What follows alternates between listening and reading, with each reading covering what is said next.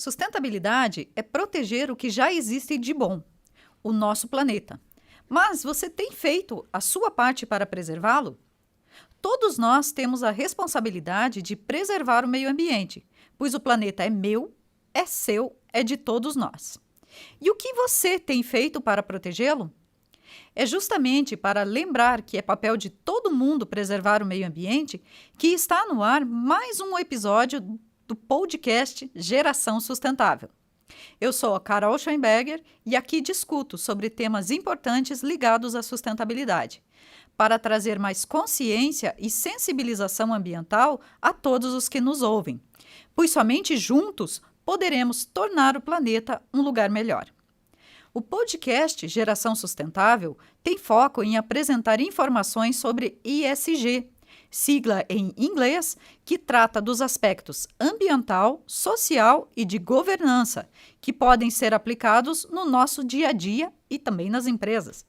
Aqui no podcast, eu converso com técnicos na área de sustentabilidade e que agregam valor à sociedade. Hoje, nós vamos conversar com o Paulo de Oliveira Barros. Ele é graduado em agronomia pela UEPG, especialista em gestão ambiental pela UEPG e mestre em ciência e tecnologia ambiental pela Universidade do Vale do Itajaí. Ele foi secretário de Meio Ambiente da Prefeitura de Ponta Grossa, foi diretor de projetos e planejamento urbano do Instituto de Pesquisa e Planejamento Urbano de Ponta Grossa, o IPLAN, foi diretor do Departamento de Controle de Recursos Ambientais do antigo Instituto Ambiental do Paraná, o IAP, foi coordenador do curso de pós-graduação de Gestão Ambiental e Desenvolvimento Sustentável da SESCAGE, tem experiência na área de gestão ambiental e atua principalmente nos seguintes temas: na gestão ambiental da agroindústria, licenciamento ambiental, auditoria ambiental e resíduos sólidos urbanos e cidades sustentáveis. Atualmente, ele trabalha na LIF Soluções Ambientais, que é uma empresa de engenharia e gestão ambiental. Que currículo, hein, Paulo? Seja muito bem-vindo aqui. Primeiro, Carol, agradecer você, também a diretoria da Rádio T, por essa oportunidade, né, que a gente possa levar um pouco da história, não só da LIF, mas também um pouco da minha história aqui, e de Ponta Grossa também, que a gente participou de alguns eventos interessantes aqui na cidade. Alguma coisa, né? Paulo, mas para a gente poder começar, né? Fale um pouquinho sobre você. Quem que é essa pessoa que está aqui na minha frente? Depois a gente entra na parte do trabalho. Então, meu nome é Paulo Barros, né? Eu sou casado com a Giana, tenho o Caetano, que é meu enteado filho, e a Magnólia, que é minha filha de 4 patas. E hoje eu trabalho na LIF Soluções Ambientais, né? Eu venho de uma carreira aí dentro da Escola de Agronomia há alguns anos, né? Mas tudo começa, obviamente, lá na infância da gente, né, Caroline? Uma coisa puxa a outra, Uma né? coisa puxa a outra. Meu pai e minha mãe me levaram para o movimento escoteiro, né? Grupo Pitangui, era um grupo escoteiro que existia aqui em Ponta Grossa, né? Tinha lá o Pilate, que hoje, se não me engano, ele é proprietário da Escola de Desafio. O engenheiro Gerson, que trabalha no Bombeiros, eram meus chefes lá escoteiro. E eu vim daquele movimento ali, um movimento bem forte, né? E ambiental. Eles têm, né, um trabalho muito forte nisso. Tem um trabalho muito forte da preservação, né? De você ter uma postura perante a sociedade, a responsabilidade. Então, o movimento escoteiro, junto com os meus pais, obviamente, me deram uma formação que eu gostei dessa área ambiental. Daí, posteriormente, eu fui escolher um curso para eu fazer, né? Com você com 18 anos. Não tem muita noção ainda. Não tem muita noção o que você vai querer fazer da vida.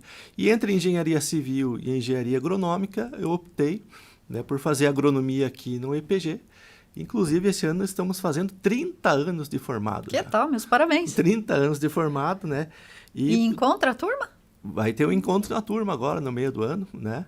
E, enfim, nós vamos pegar e agora optamos por essa área de ambiental, né? Dentro do curso de agronomia. O curso de agronomia aqui de Ponta Grossa é um curso muito bom. Ele é reconhecido, né? Reconhecido, ele tem uma excelência. Mas desde aquela época, né? Eu sou da turma de 88, né? Desde aquela época, ela tinha um viés ambiental, né? Então, a gente tinha a questão do plantio direto, microbacias hidrográficas, uma série de coisas que foi agregando comigo. Daí chegou um momento lá na minha carreira que eu precisava definir, né, o que eu realmente gostaria de fazer. Ou eu trabalhava nos negócios da família, ou eu ia fazer meu rumo. Daí eu resolvi fazer a especialização em gestão ambiental, professor Pilate, professor Maria Aparecida, ou professora Olívia, que foi minha orientadora, né? Aquela época eu tive a oportunidade de ir para os Estados Unidos para ver como é que era a gestão dos resíduos de serviços de saúde nos Estados Unidos, né? Uma vez eu lembro que estava lendo o jornal assim, na época a Folha de São Paulo era boa, né? Meu pai sempre assinou, e falava assim a manchete: o Brasil não trata seus resíduos de serviços de saúde. E era um problema. E eu consegui, né, uma oportunidade de ir lá para os Estados Unidos, isso em 2002, né, para ver como é que era a gestão dos resíduos de serviços de saúde, aquela época lá. E daí voltei, finalizei a minha especialização, já engatei com o mestrado e por aí vai. Daí finalizei o mestrado em 2006 e isso, academicamente, né, é a minha história. Desde o tempo da agronomia até a finalização do mestrado. Como eu disse, seguiu o coração, então foi indo para a área de ambiental. Né? Então, aquela coisa que lá por isso que eu comecei lá com o movimento escoteiro, né? A gente acabou conhecendo os Campos Gerais a pé, praticamente, acampando, e a gente acabou indo para essa linha ambiental. Aí. É muito bacana, né? O trabalho que você faz no escoteiro, né? É como bem você bacana. Disse, né? Conhecer os Campos Gerais. É bem bacana. Caminhando, é né? um trabalho para o jovem. A gente era moleque, né? Tinha o quê? 9, 10 anos, até os 15 anos. Primeiro a gente começa como lobinho, né? Lobinho, depois você parte para o escotismo, né? Que é um pouquinho mais E veja como adulto. isso aí faz diferença na decisão do que você vai fazer na vida, né? E nem você disse, 18 anos não sei muito bem, mas mais ou menos já tinha o que fazer, né? E daí, depois do mundo acadêmico, você começou a trabalhar, né? Aí já participou de outros órgãos ambientais, né? Isso. Lá em 2005, o prefeito Pedro foi eleito em 2004, né? E através do Luiz Eduardo e do deputado Plauto, eu fui indicado para ser diretor do Departamento de Meio Ambiente da Prefeitura de Ponta Grossa. O que tinha de interessante naquela época? E ele não era uma secretaria na época, né? Não. Na verdade, a Secretaria de Meio Ambiente só surgiu no governo Marcelo Rangel. Antes nunca teve. Sempre teve o meio ambiente... ligado a alguma outra ou com a agricultura, né? Ou com o turismo. Né? O prefeito Pedro, à época, ele aprovou a lei e o Marcelo executou. Até uma coisa que não é certa, né? Você fazer a ligação do Departamento de Meio Ambiente com a agricultura, o turismo, porque o meio ambiente é muito mais amplo, né? Tanto é que Ponta Grossa demorou muito para isso acontecer, né? Mas aconteceu. Daí que a época era o Laertes Bianchesi, que era o secretário de Agricultura e Meio Ambiente, e o Laertes, justiça seja feita, ele foi que implantou o Feira Verde, que é um programa sensacional, né? Que é a troca do lixo reciclável por frutas e verduras. Qual que é o interesse principal do Feira Verde? Era dar uma segurança alimentar para as pessoas que não tinham oportunidade, né? Que eram carentes, a comprar uma fruta de boa qualidade, uma verdura de boa qualidade.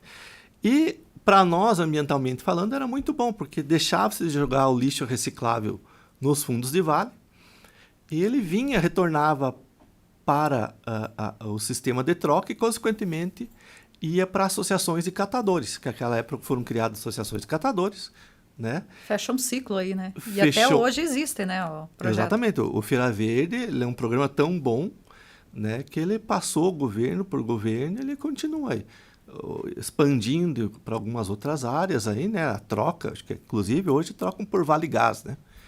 Mas é um programa ambientalmente bom, socialmente super interessante, né? A gente estava falando em SG, né? Ele é muito interessante porque você atende uma demanda da população que tem uma fragilidade na questão da segurança alimentar e resolve um problema ambiental que os fundos de vale eram sujeira com um monte de recicláveis, um monte de dinheiro jogado fora também. Ainda se encontra isso no fundo de vale, mas, como diz, já tem um projeto feito em No relação começo a isso, do Feira né? Verde, Carolina, o que veio bastante? Veio geladeira, fogão, né? Então pesava bastante, só que eram materiais metálicos que você conseguiria vender na indústria da reciclagem e, obviamente, os catadores recebiam esse material dentro da associação e, posteriormente, vendiam. Então, era uma fonte de renda. Aquilo que era lixo para muitos virou uma fonte de renda para vários catadores aí, né? Você veja que bacana. E essa questão, como diz, até hoje em dia a gente vê, né, e tem esse auxílio. Como você falou, né, antigamente eram resíduos grandes, né, de grande porte. Hoje em dia eles já são menores. Você tem no fundo de vale, mas o trabalho da educação ambiental feita com o Feira Verde também muda, né, a consciência da geração ali, de gerações, né? Os pontos que existem. Hoje o Feira Verde ele é gerenciado pelo secretário Costa, né, na Secretaria de Agricultura, de Abastecimento e Agricultura. E ele hoje, as pessoas vão lá, separam seus resíduos, né? Todos esses resíduos continuam indo para associações de catadores, né? Evita de ir para o aterro, né? As pessoas trocam fazem um serviço, melhor dizendo, ambiental também para a cidade, né? Que acaba gerando renda por um lado e evitando que o aterro fique cada vez mais saturado. Verdade. Então vamos voltar para a tua história, né? Que a gente já fez um desvio aqui. A história, então, é isso. Daí a gente começou a fazer esse trabalho político, né? Desde a época do prefeito Pedro. Trabalhei de 2005 a 2010 com o prefeito Pedro. Daí eu fui para o governo do estado, né? Trabalhar no IAP, né? Como diretor de licenciamento e fiscalização ambiental. Também pelo deputado Plauto, né? Uma indicação pelo deputado Plauto. Por lá fiquei 3 anos, né? Estivemos à frente do licenciamento de vários empreendimentos interessantes, né? Que é a Klabin, Projeto Puma. Fizemos também a Cargill, em Castro. Em Ponta Grossa, a Ambev, a instalação da Ambev, da DAF, também teve participação da nossa equipe lá de Curitiba. Dos grandes empreendimentos, né? 2 grandes empreendimentos. Então, eu tive bastante sorte que, à época, né, o Paraná estava num ciclo industrial bem interessante, trazendo vários empreendimentos de porte. E participei de tudo isso na questão do licenciamento ambiental junto com a nossa equipe lá do IAP. E foi uma experiência maravilhosa. Foram 3 anos que a gente aprendeu muito lá. Acabou esse ciclo, acabei voltando para Ponta Grossa, trabalhando no IPLAN. Fizemos a implantação do Estudo de Impacto da Vizinhança, né? Nossa equipe lá do IPLAN, a gente conseguiu formatar uma lei e, para nossa surpresa, à época a lei foi votada pela Câmara Municipal e foi aprovada. Quando a gente viu, né, aquele trabalho que a gente fez internamente ali do Estudo do Impacto da Vizinhança, é um negócio bem interessante para o município, né, porque ajuda a resolver uns problemas urbanísticos. E é bom quando você tem esse apoio, né? Porque às vezes você deixa uma lei e fica lá engavetada, né? E nesse caso ela... E daí a gente começou a aplicar a lei do Estudo do Impacto da Vizinhança. Então, hoje, algumas praças são, devido a compensações urbanísticas, ligações interbairros, uma série de coisas.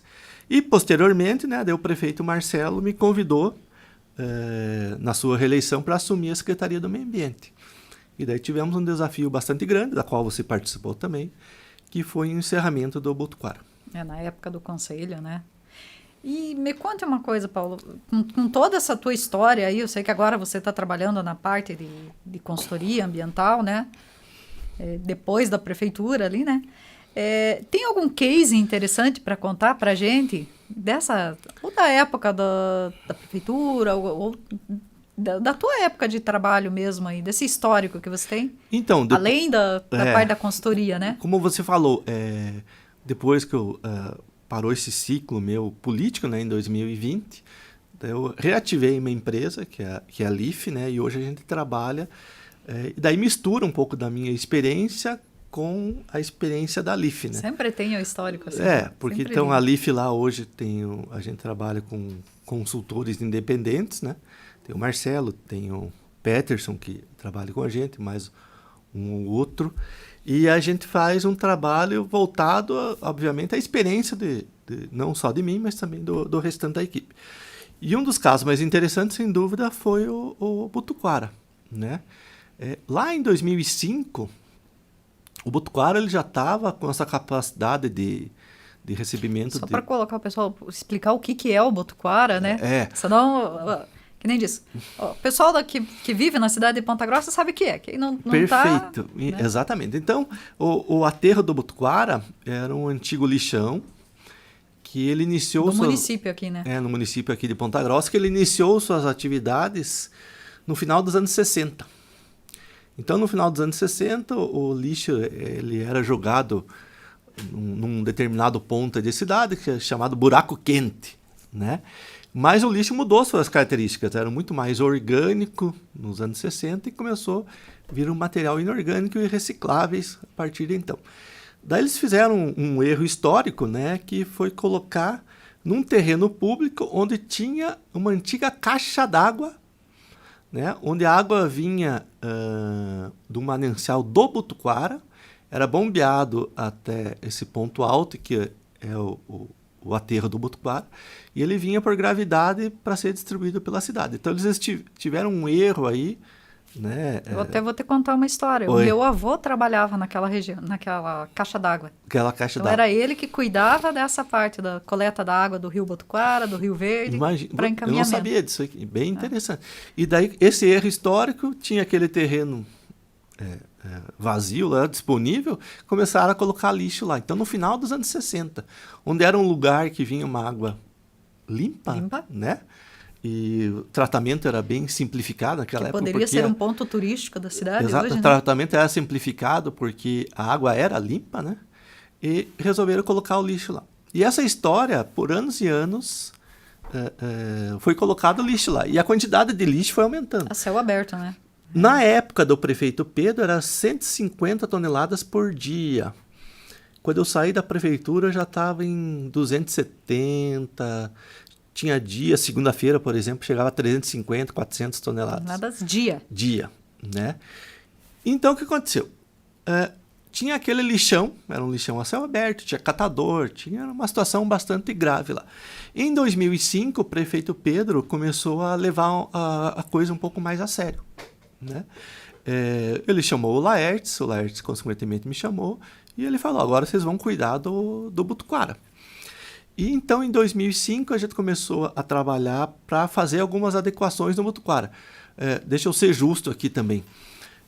Na época do prefeito Péricles, né, também foi feita uma transformação do lixão do Botuquara em aterro controlado, né, pelo engenheiro Luiz Augusto, que hoje trabalha no IAT, aliás, trabalha muito tempo no IAT. O aterro controlado, ele tem algumas células que são impermeabilizadas, outras não, é feita a cobertura com terra, ele não é um né? aterro sanitário, né? Ele continua com alguma falta de engenharia, mas ele é uma situação bem melhor que o lixão, do que o lixão aberto. A céu aberto. Ele tem, por exemplo, a cobertura de área de lixo, né? Com terra, e tem um sistema de tratamento e coleta de fluente de chorume, né? Daí a gente pegou o Botuquara, numa situação bastante crítica, né? Sempre dizendo que ia acabar a capacidade de operar do Botuquara, e a gente fez a primeira célula sanitária, que a gente chamava, né? Que é a célula impermeabilizada, que seria como se fosse um aterro, lá no prefeito Pedro. Então a gente assumiu uma situação lá, eu e o Laertes na época, né? Obviamente com o aval do prefeito, para regularizar aquela situação. E assim foi ao longo dos anos, né? Mas sempre o Ministério Público pegando no nosso pé para encerrar o Botuquara. Com razão, né? Com razão, com toda razão. Não só o Ministério Público, o próprio Conselho do Meio Ambiente, o próprio Estado, eles queriam que a gente encerrasse o Botuquara. Mas o meu ciclo se fechou com o prefeito Pedro em 2010. Né? 2010, fechou esse ciclo, e daí eu fui trabalhar no IAP, fui trabalhar no IPLAN. E quando eu voltei para trabalhar com o prefeito Marcelo em 2017, a situação estava um pouco mais grave, né? Então, você falou de um case aí, né? Nós pegamos um caso onde a Secretaria do Meio Ambiente tinha sido realmente criada, pelo prefeito Marcelo, ela era a primeira secretaria do meio ambiente, mas cada gestor, Caroline, tem a sua forma de tocar a coisa. Peculiaridade ali. A sua forma de tocar. A minha forma de tocar foi diferente dos gestores anteriores. Eu queria organizar a secretaria e que ela tivesse um bom relacionamento com o Conselho do Meio Ambiente e que ela realmente resolvesse o problema do lixo, né? Então, comecei a organizar a secretaria. Uma das coisas que eu falei com o prefeito Marcelo, eu preciso de uma equipe de minha confiança. Então, eu tive a oportunidade e o apoio do Marcelo, né, de chamar os diretores de minha confiança. Muitas vezes, a gente sabe que isso acontece no meio político, às vezes o secretário não tem pessoas que ele chama, enfim, são indicados por vereadores, são indicados por outras pessoas para compor ali a sua diretoria. Assim como aconteceu comigo, eu fui indicado, né? Mas eu estava a fim de trabalhar, né? E por isso que minha carreira seguiu relativamente bem, né? E daí eu tive essa oportunidade, o Marcelo deu uma carta branca para eu montar... A oportunidade de pegar a porteira fechada, né? Colocar a minha equipe. E aí minha equipe, né, não só a minha equipe, mas o próprio pessoal do Conselho Meio Ambiente e outras pessoas envolvidas na prefeitura, né, a gente começou a fazer um trabalho. O que a gente pegou? Qual foi o cenário que a gente pegou lá? Um cenário onde o aterro do Botuquara tinha 14 meses de lixo depositado no chão, né? Então, até a prefeita Elizabeth, primeira vez que tinha sido prefeita, né, era vice-prefeita na época, o Marcelo foi fazer uma viagem, ela assumiu a prefeitura e deu uma chuvarada, né? Era chamada área de transbordo, né? Isso, deu uma chuvarada. Só que o nome era bonito, mas era lixo jogado no chão. Diretamente, sem, né? Cuidado, sem pouco nada. Tratamento, né? Só compactação. E deu uma chuvarada e apareceu na primeira página do jornal, do Diário dos Campos, aquele lixo, aquela montanha de lixo com chorume, indo lá em direção ao acampamento lá dos Sem Terra, né? Ela cedeu, né, a montanha Ela de ficou, lixo. obviamente, de certa forma, assustada, me chamou lá, eu falei, professora, tem que, né, nós vamos resolver essa situação. Eu tinha conhecimento disso quando assumi a Secretaria do Meio Ambiente. Nós temos um termo de compromisso que vence daqui a 6 meses para encerrar o Botuquara, mas a gente vai ter que achar uma alternativa aí, porque em 6 meses nós não vamos conseguir fechar o aterro, porque existia uma outra visão de como resolver o problema que eu entendia que não era viável. E nessa época eu atuava pelo conselho, né, Sim, de era meio ambiente, presidente, então né? A gente estava bem em cima, né, pressionando também a secretaria, né? Pressionando e ajudando, por outro lado, também, né? A ideia era ajudar sempre, Exatamente. Né? Então, o cenário que a gente pegou em relação ao lixo, né? Nós pegamos a Associação de Catadores com problemas com a Justiça do Trabalho.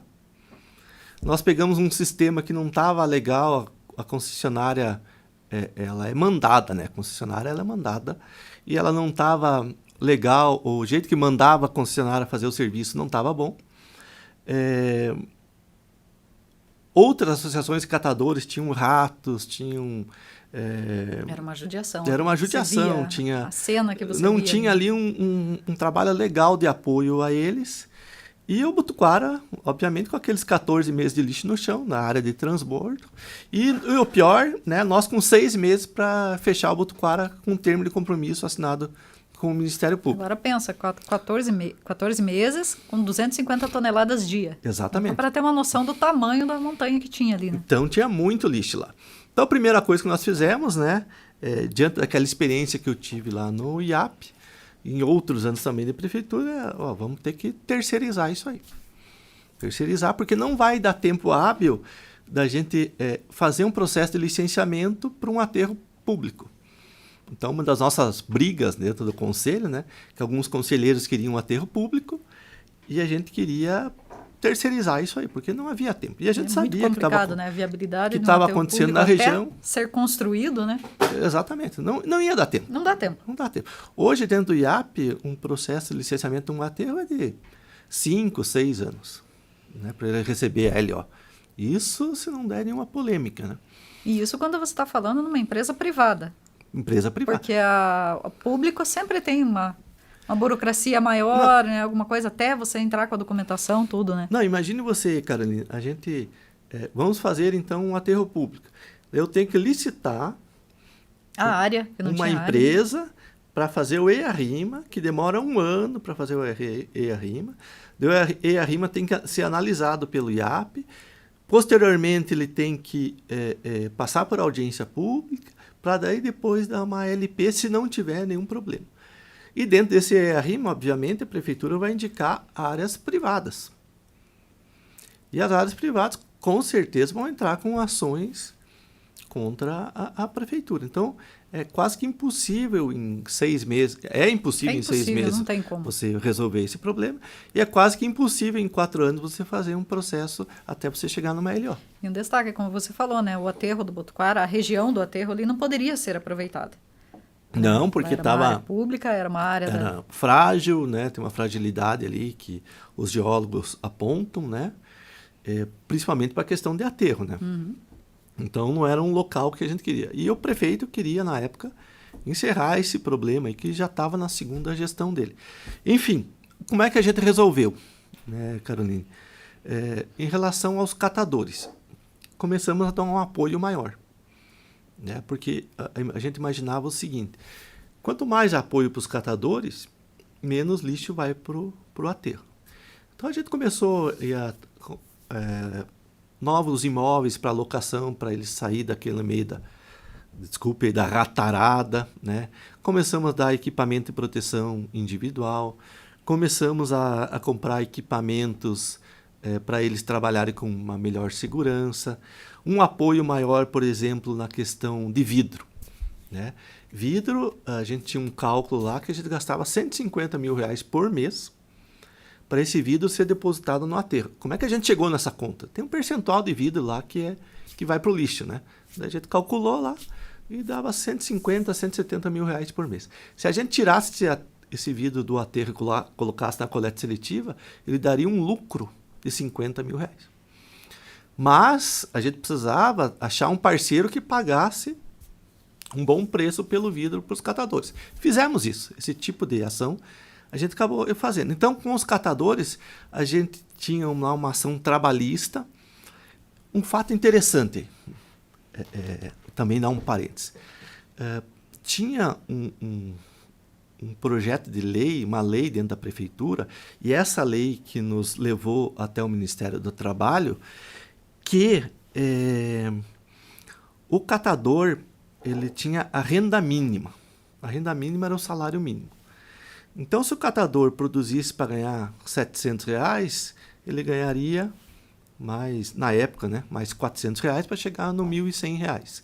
Se ele produzisse 600, 500. Se ele produzisse 100, 1.000. Então, esse projeto da renda mínima aí, ele parecia ser interessante. Ele não precisava produzir porque ele iria ganhar de qualquer forma. Exatamente, né? Ele não precisava nem produzir a mais porque o limite dele é ser o salário mínimo. E a gente encarou lá, no bom sentido, o procurador, né, dizendo para ele, não temos condições de controlar o que o catador ganha, porque a gente doa o material e a venda... E eles não são servidores da prefeitura, né? A venda é por conta deles, então a gente não sabe se um ganha 500, outro 600, outro 700. Tem que dar o apoio, mas você não... E também não eu não concordo com esse tipo de política pública, né? E daí fizemos o quê? Vamos dar condições deles ganharem. A última conversa que eu tive com a nossa assistente social lá, que continua na prefeitura, tinha catador que ganhava R$3.000. Então, o que é o certo, Carolina? Você dá condições para eles trabalharem, ir atrás de soluções para agregar valor àqueles resíduos que eles estão trabalhando, ou dar uma condição mínima e miserável para eles? Não, com certeza. Melhores condições, né? Melhores condições de trabalho. Então, inclusive para ele poder se orgulhar daquilo que ele está fazendo. Exatamente. Entender e se orgulhar. Hoje, o catador recebe lá os resíduos provenientes da Feira Verde e o resíduo proveniente também da coleta seletiva. E ele alguns deles conseguem ganhar R$3.000 por mês. Uma boa renda, né? Uma boa renda. E orgulho que a gente tem também da nossa equipe lá, em relação ao Covid-19. Nós não tivemos nenhuma perda em relação aos catadores, né? Foi um momento tenso, a gente não sabia como é que se comportava o vírus, né? E eles precisavam Trabalhar. Inclusive manipular resíduo que você não sabia de onde que vinha, né? exatamente, manipular o resíduo, uma série de coisas. E a gente conseguiu manter todos vivos, graças Bacana. a Deus. Mas foi feito um trabalho que dá condições de ele ter uma renda maior. E não um trabalho deixando ele, entre aspas, né, dependente da prefeitura. Então a gente dava as condições para ele, dava os resíduos para eles, e eles com o seu trabalho manual, lá sua separação. Muita coisa foi mecanizada, né? Esteira, etc., coisa que não tinha. Nós fazíamos também campanhas de controle de ratos, etc, etc. Até cozinha, né? Cozinha nova, e tudo isso com o aval do conselho. Porque como a gente tinha um bom dinheiro lá no Fundo Municipal do Meio Ambiente, a gente precisava ter o aval do conselho para investir, para gastar esse dinheiro, né? Então, muito disso aí, a gente passou a proposta para o conselho, né? O conselho aprovou. Né? E o foco do Fundo de Meio Ambiente são ações ambientais, né? São então, ações ambientais. Trazer esse apoio para a Associação de Catadores era sensacional. Então, a gente conseguiu, né? E através de aproximação até com ONGs de catadores, né? Dar melhores condições de trabalho para eles. O outro trabalho, obviamente, era em relação ao Botuquara, né? A gente tinha lá um problema bastante sério, que era aquele lixo no chão, e tinha um problema maior ainda, que era os 6 meses de prazo para encerrar o Botuquara. E não era possível. Então tivemos que renegociar isso na esfera judicial, acho que inclusive o Conselho participou. O Conselho acompanhou a audiência. E eles deram para nós mais um prazo. Uma das obrigações nossa era tirar aquele lixo do chão e jogar para dentro de uma célula sanitária. Isso foi feito em 4 meses. De 4 a 5 meses a gente conseguiu acabar com aquele passivo. 14 meses de resíduo, em 4 meses foram adequados ali. Graças também ao apoio, que a gente não trabalha sozinho, né, Cleide? A gente trabalha numa equipe. E o secretário Odailton, que era o secretário de Finanças na época, eu peguei ele pelo braço: Odailton, vamos dar uma olhada no Botuquara lá. Vem aqui. Preciso da tua ajuda. E ele viu lá aquela situação e liberou o dinheiro para nós fazer a obra da célula, que ia receber não só o lixo diário. Então, veja bem, a gente tinha que pôr diariamente 200 toneladas de lixo dentro da célula. E transbordar mais uma quantidade de resíduos para dentro da célula. Então, ele se sensibilizou, né, viu que realmente era um problema ambiental grave. E a época era o Odailton, né, ele liberou o dinheiro para que a gente fizesse essa obra. Daí a gente solucionou esse problema. Daí nós tínhamos que licitar, né? Tendo uma pressão para que nós fizéssemos um aterro público e nós pensando na licitação. E dentro de uma eu sempre acredito que tem um porquê, e nós estávamos, à época, recebendo uma auditoria do Tribunal de Contas do Estado. E o Tribunal de Contas do Estado percebeu que a gente queria fazer um bom trabalho ali e nos deu algumas dicas. E qual a dica principal que veio? Por que vocês não fazem igual Curitiba fez? Curitiba fez um credenciamento, isto é, você tem esse serviço e empresas se credenciam para prestar serviço. Só que o desafio de você fazer esse credenciamento, ele vinha para você fazer uma planilha de precificação. E é uma forma de licitação, né? É uma forma de licitação prevista na Lei de Licitações, na Lei Federal de Licitações. E para nós fazer essa planilha, né? Então tivemos que pegar uma planilha lá da licitação, do zero, né? E com algumas bibliografias recomendadas pelo Tribunal de Contas, mais outras bibliografias, montamos uma planilha com o apoio da época, eu acho que o secretário era o Celso Santana, que nos ajudou também, né? Para que a gente fizesse uma planilha de custos do aterro e a gente apresentava para o Tribunal de Contas de forma informal, né? E ele falava: veja isso aqui, acho que não está bom, isso aqui não está bom. E, enfim, a gente chegou num preço lá, depois de 8 meses de trabalho, né, para chegar num preço de R$ 97,67 ou 90, não me lembro o preço direito. Daí chegamos a esse preço... 97,65, se não me alguma engano. coisa Era assim. alguma coisa assim. Né? Daí chegamos a esse preço, né? E colocamos para credenciamento. E daí foi licenciado o aterro de Teixeira Soares. E pelo que eu sei, até hoje, a gente conseguiu encerrar o aterro do Botuquara e o aterro de Teixeira Soares, que recebe o lixo de Ponta Grossa, né? E também foi uma polêmica bastante grande, né? Durante todos esses anos, todos esses meses aí, tivemos que conseguir mais um prazinho junto à Justiça. A Justiça estava vendo que a gente estava empenhado, né? A gente tinha resolvido muitas questões dos catadores, então a Justiça via com bons olhos que a gente estava tentando resolver o problema, mas também estava ali melhorando o sistema de coleta seletiva. E foi um trabalho bastante árduo, onde a gente entregou a Prefeitura de Ponta Grossa, recebeu um problema com os catadores e lixo no chão, e entregou com uma usina, né, de geração de energia. Biodigestão, né, com resíduos orgânicos, né? Isso. Produz energia com a uma coleta, né? seletiva bastante forte, com PEVs em mercados. Coleta seletiva, antigamente era em 3, 4 setores, a gente tem quase 30 setores hoje de coleta seletiva, e entregou com a terra do Botuquara encerrado e indo os resíduos para um local devidamente licenciado, com destino final adequado, atendendo todas as normas ambientais. Então foi, digamos assim, um estudo de caso bem interessante. E esse estudo de caso, obviamente, eu levo comigo para dentro da minha empresa. E essa é uma história e tanto, né? Porque você contando em pouco tempo aqui, parece que foi muito rápido, muito fácil, né? Mas foram... Não, tivemos momentos ali, né, de embate ali, inclusive em programas de rádio, né? Teve vereador que ameaçou me prender, né? Então tem todo isso, né? Tem todo um... E fora outras pessoas têm outro pensamento. Porque o pensamento de algumas pessoas, dentro dessa história que eu tive ali no IAP, na própria prefeitura, vinham tentações, digamos assim, de soluções mágicas. Que eu vou acabar com o teu lixo, colocando dentro de uma máquina, aquele negócio vai sumir. Mas isso não existe, né? Isso não existe. Não existe. No mínimo, existe um custo muito alto. No mínimo.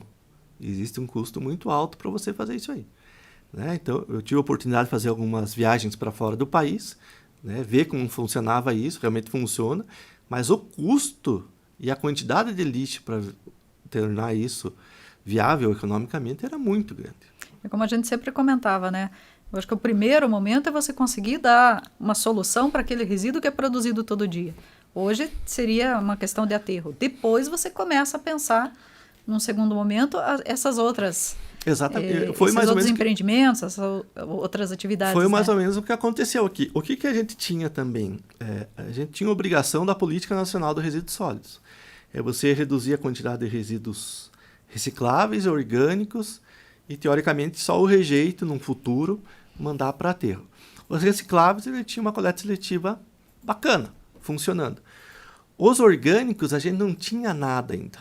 Então, daí, em conversa com a concessionária, foi desenvolvido o projeto, né, para fazer a coleta seletiva de orgânicos e tratar num local, que hoje é a usina de biogás, para transformar em energia. Essa energia, né, ela é jogada na rede, né, e ela é descontada de alguns prédios da prefeitura. Então, aquela energia lá, tem um medidor lá, né, de quanta energia é produzida e é jogada na rede da Copel. A Copel faz um encontro de contas e compensa com prédios públicos. Nos prédios públicos. Então, a gente atendia também a Política Nacional dos Resíduos Sólidos em relação aos resíduos orgânicos.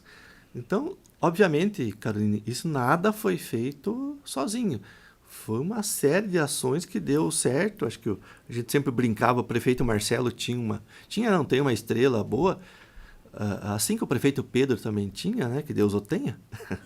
Mas a gente conseguiu, com o apoio dele e apoio de outras pessoas, do Conselho, da própria Justiça, do Ministério Público, do próprio IAT, resolver o problema do lixo da cidade e achar soluções futuras. E a questão é ter a boa vontade, né? Você veja, a gente pode dizer, deu um trabalho grande, mas foram poucos anos, mas está solucionado.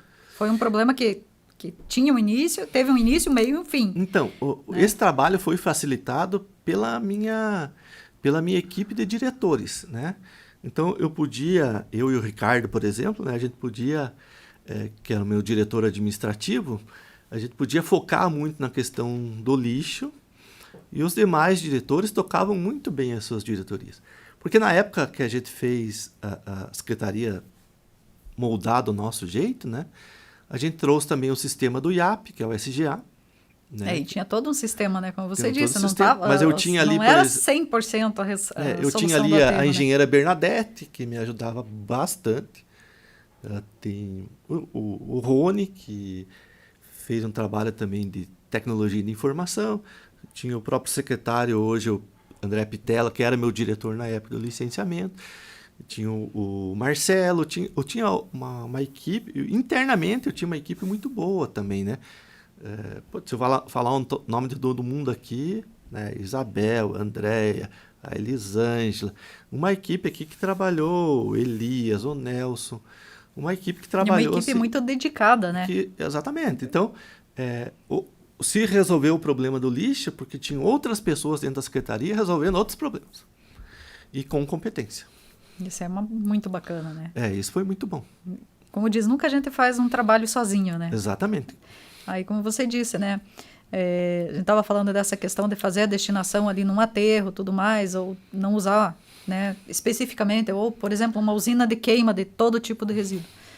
Vamos falar num exemplo da biodigestão, né, dessa usina que tem hoje. Se a usina parar por algum motivo, algum problema, tem aonde você colocar o resíduo. Tem. Agora, você coloca exclusivamente uma usina para queima, né? E se ela parar, o que você vai fazer? Qual que é o plano B? Você não tem alternativa. Não tem. Aí, né? Então, hoje em dia, a gente tem essa alternativa, né? Primeiro o aterro e depois você vai trabalhando com os outros resíduos. E o ideal é que uma cidade do Porto de Ponta Grossa tenha pelo menos 2, 3 aterros próximo à região aqui. Né? Porque a demanda é muito grande. Né? Hoje, um aterro se torna viável economicamente pegar resíduo a 150 quilômetros. Né? Então, você tem uma demanda toda dos Campos Gerais aí para fazer a gestão desses resíduos. E o aterro sempre vai ser necessário. E fazer a instalação agora para frente aí de outros empreendimentos, né? E me conta uma coisa, Paulo. A gente falou toda essa história aí do aterro, né? Você tem mais ou menos uma noção assim do que seria a consequência para a população em relação ao meio ambiente de todo esse trabalho que você realizou ali, encerramento de aterro? Qual que é o benefício que a população teve? Que às vezes a gente até ouve falar, não foi feito nada, né? Mas o que seria a consequência assim, na questão social, ambiental de um trabalho como esse? Hoje eu acredito que Ponta Grossa, a gente pode dizer que é uma cidade sustentável, né? Ponta Grossa hoje, por exemplo, na produção industrial, por exemplo, ela tem empresas aí de grande porte, né, que elas trabalham com uma sustentabilidade, empresas alimentícias, uma agricultura bastante sustentável, lá do plantio direto, lá da minha escola de agronomia, que eu aprendi isso aí, de sustentabilidade. Inclusive, plantio direto é da região dos Campos Gerais, né? Um dos berços aqui no Brasil é a região dos Campos Gerais, falecido professor Américo, né, e outros professores aí que a gente teve disciplina, inclusive, de plantio direto. E faltava o município também ser sustentável.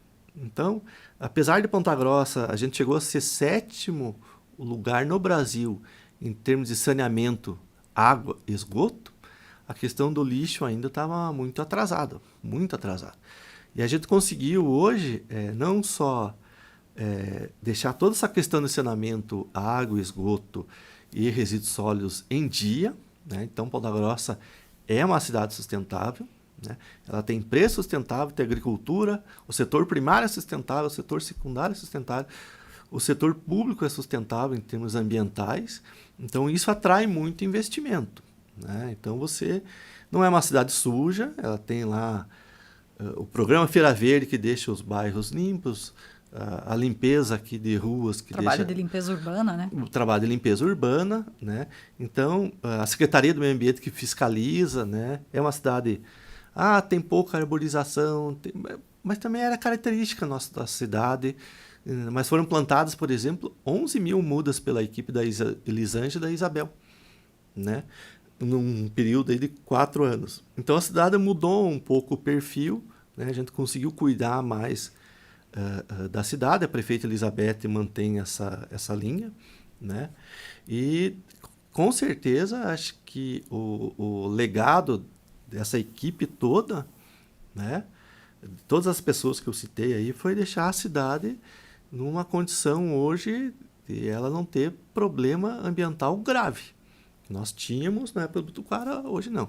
Isso foi sanado. Com uma política ambiental bem interessante. Que está sendo... uma qualidade de vida, né? Que ele trouxe muito para a população, né? E me conta, Paulo, e o trabalho que você desenvolve agora? Então, hoje você não tem mais ligação com a área pública direta, né? Na verdade... No setor público. Agora você está trabalhando no setor privado, né? Exatamente. Trazendo essa tua expertise daí. Exatamente, perfeitamente. Então, esses anos de trabalho, né, IAP mais prefeitura, né, me trouxe... Sempre tive uma vontade de trabalhar para mim, né? E hoje eu tenho clientes aí que são de diversos setores, né? Do setor imobiliário, do setor industrial... vários setores lá que procuram o nosso escritório para achar soluções ambientais. Então a LIF ela foi criada inicialmente lá em 2014, só que eu tive que dar um tempo nela entre 2017 e 2020, porque eu era secretário, então não era ético eu continuar com a empresa, obviamente, né? E depois em 2021 eu vim com carga total trabalhando. E hoje a gente atendemos já a Heineken, né? Atendemos o setor aqui de condomínios, de loteamento, né?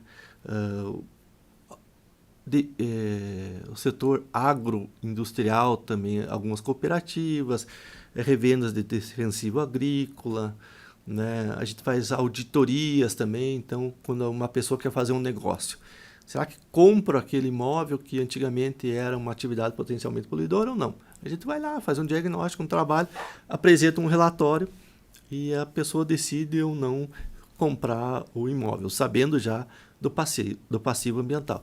E às vezes vem para nós resolver problemas, né? Então tem lá um problema que já tem um passivo, já tem uma multa, já tem alguma coisa, a gente precisa tentar dizer para a pessoa... Precisa dar essa atenção, né?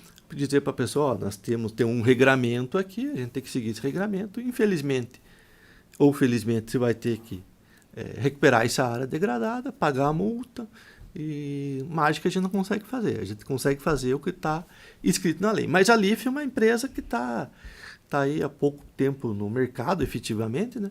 Mas tem vários parceiros. Tem uma expertise muito grande, exatamente, né? Tem pelo menos 18 anos de expertise aí, né? Tem grande. E se alguém quiser contatar você, procurar a LIF, quais os meios, os canais? A gente está lá nas redes sociais, né? Lá no Instagram, no Facebook. Também tem contato@lif.eco.br, né? E também pelo telefone 42 99122 5544. Que são nossos canais de comunicação. E a gente está ali no Jardim Carvalho, né? Nossa sede ali. Até foi feito um prédio... Container, né? Muito bonito. Um container, tá? Um prédio, uma cara de sustentabilidade, né? Em frente ao restaurante Montecito, ali na Alberto Nepomuceno, número 70. Container azul. É fácil de achar, viu? É fácil de achar. Só você procurar o container ali, você já acha. Então, Paulo, eu queria agradecer muito a tua presença aqui, trazer um pouco dessa tua experiência, até para o pessoal poder te conhecer um pouco mais, né? Como a gente diz, a nossa região aqui já te conhecem, né? Mas é importante sempre a gente trazer um pouco da experiência, um pouco da expertise da pessoa, para a gente divulgar um pouco mais disso, né? Mais uma vez agradecer vocês aí pela... Tem outras histórias, tantas para contar, e tem história da época do IAP, tem história da época do IPLAN, né? Mas acho que deu para contar, acho que a minha história mais interessante, o maior desafio meu, que foi a gestão da Secretaria do Meio Ambiente, obviamente com todos os parceiros que me ajudaram nessa... E que terminou com louvor, né? A contar essa história aí, contando com louvor. Tem. Obrigado a você aí pela oportunidade. Imagina. E a direção da Rádio T também. É sempre um prazer receber aqui, né? Pessoas assim que têm uma história grande, uma história de dedicação e que merece ser reconhecida, né? É legal. Então, voltando aqui, a nossa dica de hoje. é o livro Sustentabilidade Corporativa e ESG. Como ir de lucrar por lucrar para lucrar com propósito. O autor do livro é o Luiz Otávio Goy Júnior.